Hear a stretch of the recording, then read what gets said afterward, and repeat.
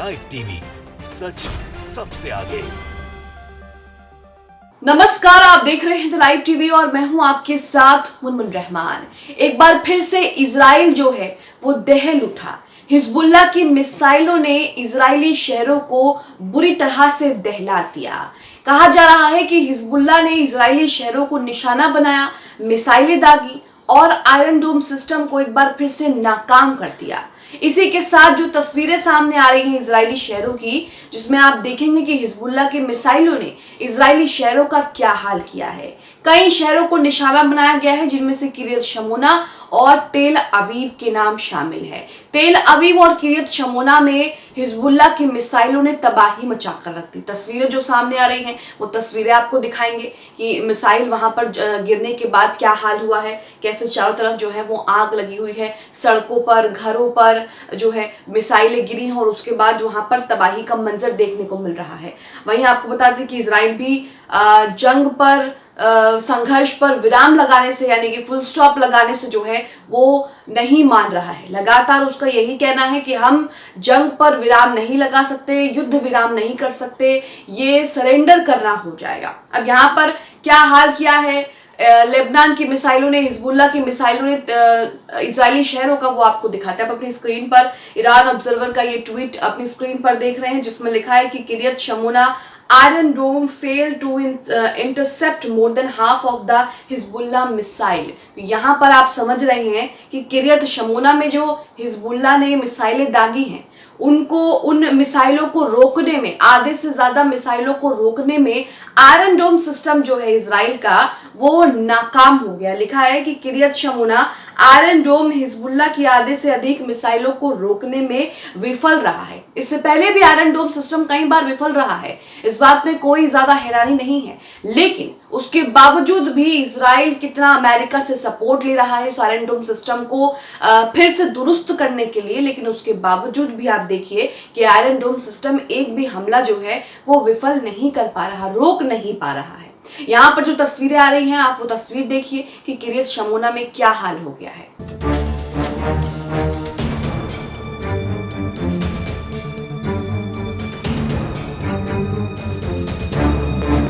तो यहाँ पे अपने किरियत शमोना में देखा कि क्या हालात हो गए, किस तरह से किरियत शमोना में जब हिजबुल्लाह ने मिसाइलें दागी तो वहां पर तबाही मच गई और आयरन डोम सिस्टम इसे विफल करने में, इसे रोकने में नाकाम रहा, विफल हो गया। अब कहा जा रहा है, ईरान ऑब्जर्वर का ही ट्वीट आप अपनी स्क्रीन पर देख रहे हैं, जिसमें कहा जा रहा है कि तेल अवीव में आयरन डोम मिसाइल ने एक इजरायली घर पर ही हमला कर दिया। यानी कि यहाँ पर आप समझ सकते हैं कि आयरन डोम सिस्टम पूरी तरीके से गड़बड़ हो गया है, आयरन डोम सिस्टम पूरी तरीके से नाकाम हो गया है। हालांकि इसके लिए अमेरिका लगातार गोला बारूद, इंटरसेप्ट मिसाइलें भेज रहा है, लेकिन उसके बावजूद भी आयरन डोम सिस्टम हमास के 7 अक्टूबर के हमले के बाद वैसे काम नहीं कर पा रहा है जैसे उसको करना चाहिए, या इजराइल को उससे जैसी उम्मीदें हैं। अब यहाँ पर ट्वीट देख रहे हैं जिसमें लिखा है कि तेल अवीव में आयरन डोम मिसाइल ने एक इजरायली घर पर हमला कर दिया। आयरन डोम सिस्टम ने ही इजरायली घर पर हमला कर दिया। आप अपनी स्क्रीन पर ये वीडियो देखिए।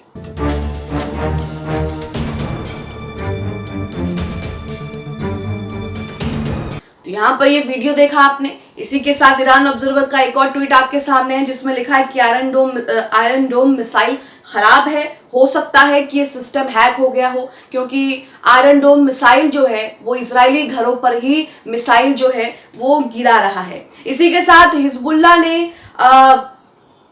हिजबुल्लाह की मिसाइल ने एक इजरायली घर को किस तरह से नष्ट कर दिया, ये आपको दिखाते हैं। इसमें बताया गया है, एक तस्वीर शेयर की है, तस्वीर आपको दिखाएंगे। लिखा है कि हिजबुल्लाह मिसाइल ने एक इजरायली निवासी के घर को पूरी तरह से नष्ट कर दिया, डिस्ट्रॉय कर दिया, बर्बाद कर दिया। यहाँ पर आप अपनी स्क्रीन पर उस घर की तस्वीरें देखिए कि किस तरह से हिजबुल्लाह की मिसाइल जब वहां पर गिरी इजरायली शहर पर, तो लोगों के घर किस तरह से नष्ट हो गए। देखिए तस्वीरें।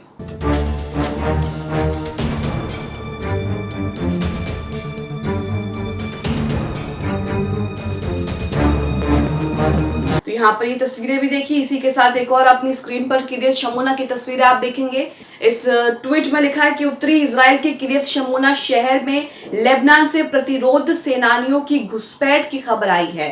हिजबुल्लाह लड़ाके या हमास के गुट भी हो सकते हैं। तो यहाँ पर कहा जा रहा है कि खबर आ रही है कि उत्तरी इजराइल का जो किरियत शमोना शहर है जिसमें लगातार हमले हो रहे हैं, वहां पर प्रतिरोध सेनानियों की घुसपैठ का मामला सामने आया है। ये लेबनान से हिजबुल्लाह के भी हो सकते हैं और हमास गुट के भी सेनानी जो हैं, प्रतिरोध सेनानी जो हैं वो हो सकते हैं। इसी के साथ आपको बता दें कि तेल अवीव शहर और किरियत शमोना में किस तरह से हिजबुल्लाह ने हमले किए हैं और उसे लेकर इस आर्टिकल में क्या लिखा है। साथ ही कहा जा रहा है कि इजराइल की मुश्किलें ट्रिपल अटैक से बढ़ गई हैं। यहां पर ट्रिपल अटैक किसे कहा गया है? एक तरफ हमास इजराइल पर अटैक कर रहा है, दूसरी तरफ हिजबुल्लाह इजराइल पर अटैक कर रहा है, और तीसरा आप देखेंगे कि जो ये हूती हैं वो भी लगातार इजराइल को निशाना बना रहे हैं। कहा जा रहा है कि हूतियों की तरफ से भी लगातार इजराइल पर ड्रोन अटैक किए जा रहे हैं, लगातार मिसाइलें दागी जा रही हैं। तो ये ट्रिपल अटैक जो है, इस ट्रिपल अटैक से इजराइल की मुश्किलें बढ़ गई हैं। इजराइल यहां पर संभलने की कोशिश कर रहा है, लेकिन एक के बाद एक हमले जो हैं वो इजरायली शहरों पर किए जा रहे हैं। यहां लिखा है कि हमास, हिजबुल्लाह और हूती के ट्रिपल अटैक से बड़ी इजराइल की मुश्किलें। गाजा में ग्राउंड ऑपरेशन इन्होंने तेज कर दिया है और वहां पर हमास के लड़ाके, अल कसम ब्रिगेड के लड़ाके ने किस तरह से गाजर मूली की तरह काट रहे हैं, ये तस्वीरें भी आपके सामने हैं। हम कई खबरों में ये तस्वीरें आपको दिखा चुके हैं। यहाँ पर लिखा है कि इजराइल और हमास के बीच करीब 1 महीने से जंग चल रही है, क्योंकि दूसरा महीना शुरू हो गया, लगभग 1 महीना हो गया। 7 अक्टूबर को जो है हमास ने हमला किया था और 7 नवंबर जो है, आज 6 नवंबर है, 7 नवंबर को 1 महीना हो जाएगा। गाजा में एक तरफ इजराइल के लड़ाकू विमान बम बरसा रहे हैं, तो दूसरी तरफ उसकी सेना जमीनी जंग में हमास के लड़ाकों को ठिकाने लगा रही है। इस युद्ध में एक तरफ इजराइल है जो खुलेआम अपने ऊपर हुए हमले का बदला ले रहा है, दूसरी तरफ हमास है जिसके साथ लेबनान के हिजबुल्लाह और यमन के हूती लड़ रहे हैं। हालांकि यहाँ पर आप देख रहे हैं कि इजराइल को मदद देने वाला, ताकत देने वाला अमेरिका है। अमेरिका की बदौलत इजराइल टिका हुआ है। अगर अमेरिका अपना हाथ खींच ले तो इजराइल चंद रोज भी टिक नहीं पाएगा। आगे लिखा है, इजराइल के साथ हो रही इस जंग में हमास का साथ निभाने सबसे पहले हिजबुल्लाह सामने आए। उसने लेबनान से हमले तेज कर दिए। शनिवार को हिजबुल्लाह ने इजराइल की तरफ एक एंटी टैंक मिसाइल दागे और उसकी जिम्मेदारी भी ली। इतना ही नहीं, हिजबुल्लाह ने नए मिसाइल का इस्तेमाल भी किया है, तभी आप तबाही का अलग अलग मंजर देख रहे हैं।